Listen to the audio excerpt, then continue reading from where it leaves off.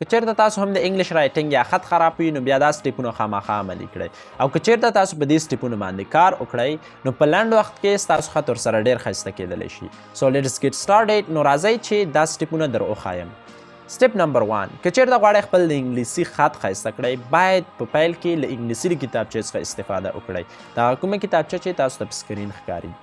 سټیپ نمبر 2 باید د انګلیش پیپل نه کاپي وکړئ چې هغوی څنګه د انګلیسي توري او هغوی څنګه د انګلیسي لیکنه کوي.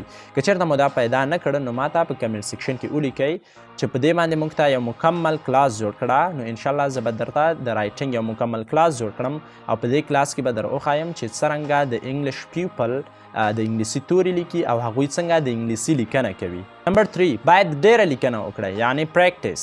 نمبر 4 او تر ټولو مهم که چیرته غواړئ خپل د انګلیسي خط په لنډ وخت کې ښایسته کړئ په پیل کې باید له پنسل څخه استفاده وکړئ.